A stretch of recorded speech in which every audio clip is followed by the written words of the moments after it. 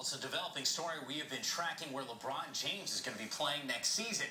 We might have a better idea. According to the New York Times, an unnamed NBA executive thought LeBron was going to Chicago along with Chris Bosh, saying, quote, "I think it's a done deal." Now, the executive thought LeBron would actually take the meetings with the other teams out of respect to the squads that have made a big effort to clear salary cap space.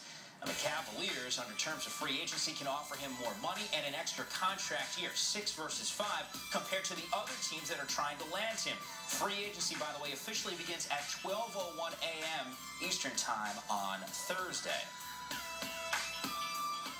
Now, the man who broke the story that might have set up this potential deal for the Chicago Bulls is ESPN insider Rick Bucher. And Rick, as I mentioned, before the draft, they were able to trade Kirk Hinrich to Washington to free themselves up a lot of cap space. But before we even get to the dollars and figure standpoint of this thing, teams and players aren't supposed to be talking yet. So how likely is this that this story is even accurate?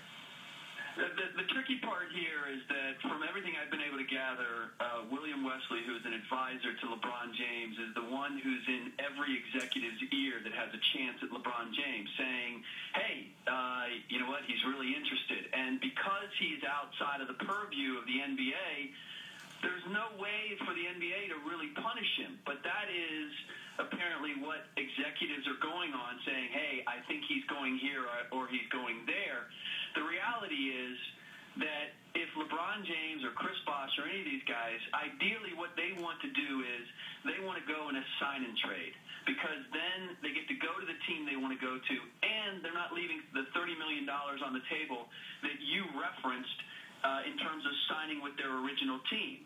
So to do that requires negotiation between the agent and between the respective teams, and those are negotiations that simply can't go on at this point, because if we get to midnight July 1st and LeBron James is going to Chicago in a sign and trade, the league almost has no choice but to prohibit that deal from happening, because it would be a foregone conclusion that you guys negotiated this deal before you were technically able to. So it sounds good, and in a very narrow sense, it's probably accurate. You can quote a league executive saying, I think this is going to happen, but the legitimacy of the story at this point, it's very tenuous.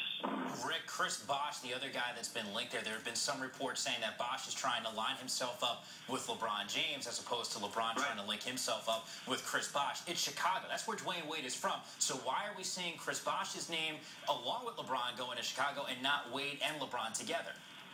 Well, because, one, Dwayne Wade has made it publicly, has made a public statement, I am looking to stay in Miami and to bring another player here. And meanwhile, LeBron and Bosh have both been very open about saying, I'm checking the field. I could stay where I am. I could go someplace else.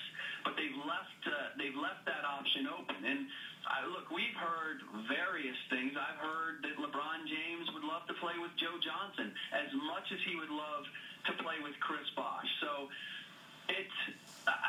we could take any one of these statements and extrapolate that this is what is going to happen. But the reality of the situation is that none of this can be defined. None of this can be definitive at this point, because ultimately the objective of all of these players is to get as much money as possible and go to the place that they want to go to. And so for that to happen, there is going to have to be a certain degree of negotiation. Now, I have no doubt that there are conversations going on right now that may be technically illegal. But the ability to definitively say, this is the plan, and this is the plan that's going to be executed on July 1, it's simply impossible at this point. No, free agency once again officially begins 12:01 a.m. on Thursday. Once again, World Wide West, his impact. We continue to hear about it. ESPN NBA insider Rick Bucher. Rick, appreciate the insight as always. You got it, Mike.